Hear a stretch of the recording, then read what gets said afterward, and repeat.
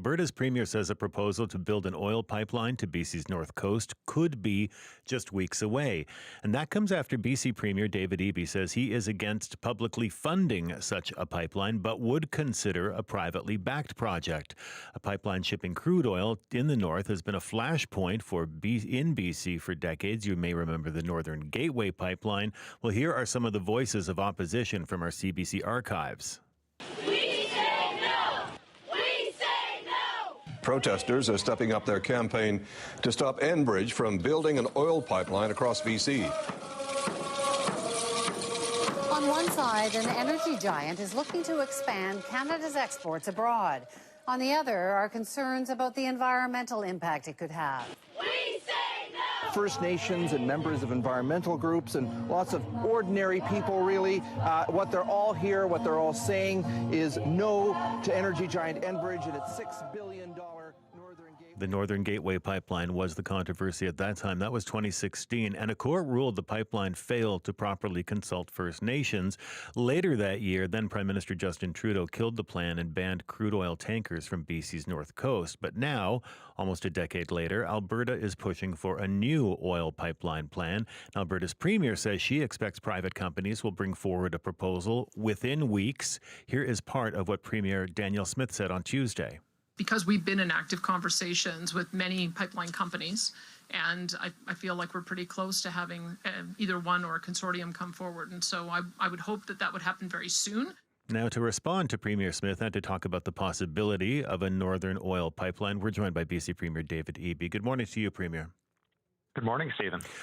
What do you say to Alberta Premier Danielle Smith and the idea of privately funding an oil pipeline in northern BC? Well, we actually have quite a good relationship with Alberta right now. We're working on a number of different projects together.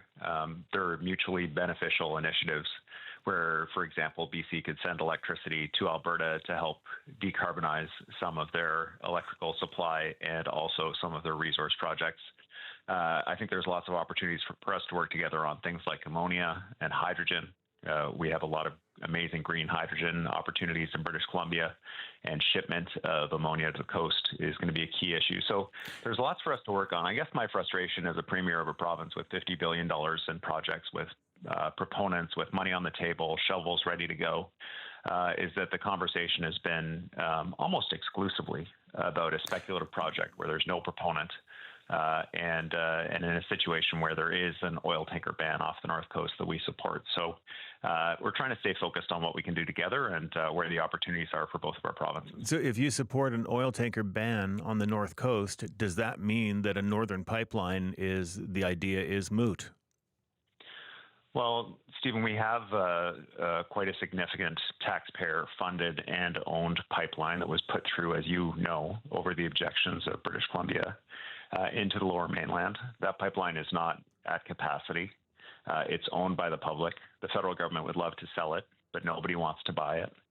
And so, when we look at proposals and continually having a discussion about what is bluntly a non-existent proposal, when in BC we have in the Northwest $30 billion in mines in partnership with First Nations involving protection of a significant amount of the land base, where we've got billions of dollars in clean energy projects, electricity projects that are ready to go.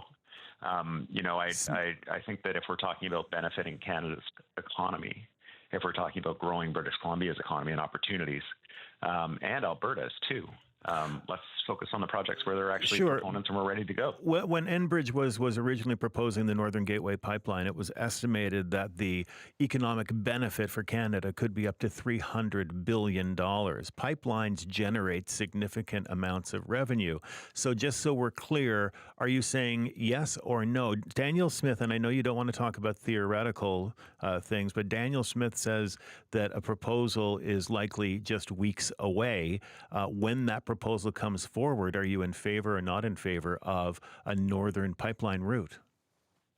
Well, Stephen, just to be clear, we have a pipeline that began shipment of LNG from the coast of British Columbia just this week. It reflects in itself an increase to Canada's GDP of 0.4%. That project and those proponents are looking at phase two. These are real projects that are actually happening. And so I don't disagree that these are projects that can bring significant economic benefit to Canada and to British Columbia.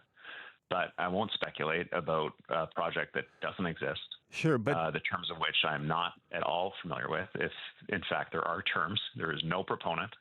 And as a premier of a province with huge opportunities around clean energy, around growing our economy as a nation and stepping up into our role as the economic engine of Canada, that's where I want the federal government to be dedicating their time and resources. So to you, is it about what goes through a pipeline then, the oil versus LNG? Because you certainly, the province of British Columbia and the federal government certainly subsidize the LNG industry to billions of dollars a year.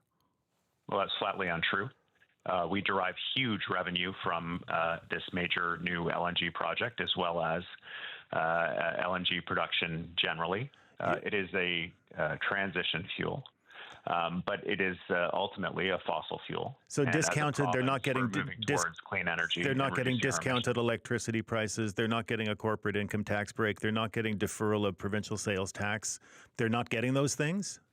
Well, when you say subsidies, Stephen, the public could easily believe that this is a net negative project, that we are spending money. No, what I'm saying is taxpayers' money, right? Taxpayers' money goes into subsidizing the construction of those facilities, does it not?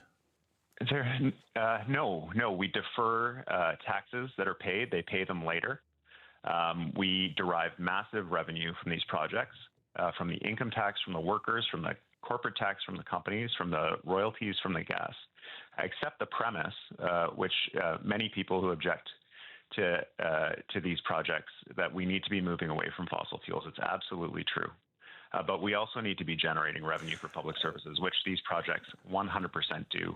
They are net and significantly net positive. There are not major industrial projects that don't involve some cooperation and mutual support between government and the proponents to get these things done. Sure. But at the end of the day, this is a massive net gain for the province revenue-wise. On one hand, you're talking about we have to get away from fossil fuel. On the other hand, you're talking about expanding the LNG pipeline.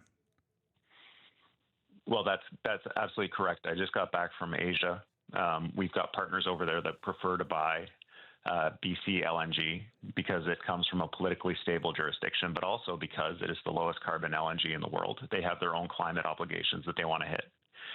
They prefer to buy our LNG because they're able to record lower carbon emissions, because we've addressed issues like methane leaks, because in a number of these proposals we're using electrification instead of burning gas to chill the gas. And so, when we're talking about growing our economy and diversifying our trade base, these are challenging conversations. But what I can say with certainty is that competitively, BC LNG helps reduce carbon emissions in the jurisdictions that are buying it from us instead of buying from somewhere else. And we're leading the way in terms of clean energy, reducing our dependence on fossil fuels, expanding our electrical supply, and moving towards a clean economy of the future for both Canada and British Columbia. So these are hard conversations. They're necessary conversations, but we've got to have them. And I understand the need for those conversations and the need for details when you're assessing proposals. But, this is not a random idea. As I say, a northern pipeline, it's something that's been proposed and talked about in great detail before, moving crude, to a region, though, that's covered by a tanker ban. And as you say, you're in favor of keeping that tanker ban. So does that mean that you simply don't support that idea of moving crude oil across our province through a northern pipeline? Well, we have remarkable opportunities with Alberta that are mutually beneficial, that involve reducing carbon pollution, that involve increasing Canada's GDP, prosperity for British Columbians and Albertans alike, major projects. And we have an existing taxpayer-funded pipeline that runs through the Lower Mainland over the objections of British Columbians that is not operating at capacity. And so, I do appreciate that Premier Smith is advocating for Alberta on what she wants. Premier Doug Ford wants to build a tunnel under the 401 with federal dollars. Premier Smith wants to build a pipeline to the coast with federal dollars. I get it. For BC, we've got $50 billion in private sector projects that will grow our economy. We'll do it in a low carbon way. will support our allies and diversify our markets. And that's where my push is. Sure, and I wish very much that was where the attention was from the federal government and generally. Your predecessor, John Horgan, said he would use every tool in the toolbox to stop the Trans Mountain Pipeline, and he attempted to do so. He did that, at every stage, well before the pipeline, the expansion was approved. Regardless of whether you've got a project that's approved or not, do you support moving crude oil or diluted bitumen or any other oil product through a pipeline across northern BC to the coast? Do you support it or do you not support that? There are major barriers to a greenfield pipeline project to the North Coast, not the least of which is the tanker ban, which our government supports. We have a massive and significant taxpayer-owned pipeline that is not operating at capacity. If Alberta wants to have conversations about expanding that capacity and using that pipeline to maximum capacity to get their product to Tidewater, the pipeline exists. It's a taxpayer-owned asset. Let's have that conversation. Let's talk about real projects that can actually be delivered, that have proponents that are ready to go. And on the tanker ban, is that the federal government's jurisdiction ultimately, because it was Prime Minister Justin Trudeau at the time who imposed the ban in the first place? It is a federal law that was put in place in their jurisdiction on tidal waters. That's right, Stephen. So the federal government could lift that tanker ban then, and would you have any say in that? Well, just like the pipeline was put in over our objections as a transprovincial project, which is also federal jurisdiction, no, we wouldn't have any say in that, but we do support that tanker ban. And would there not be benefits for British Columbia from a northern pipeline?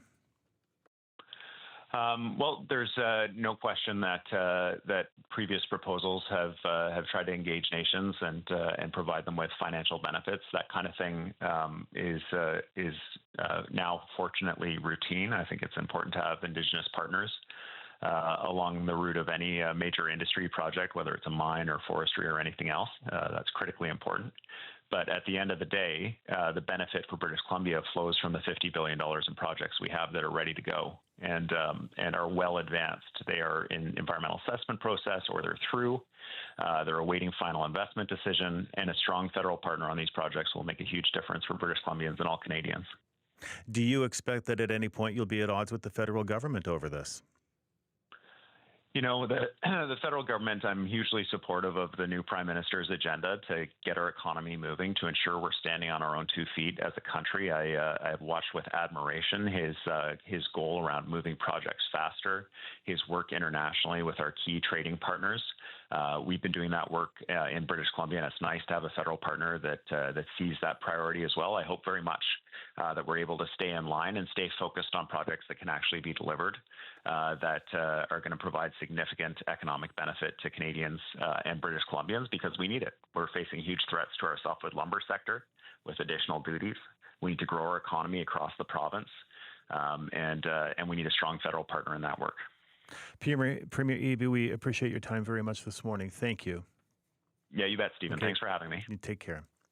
That is David Eby, BC's Premier.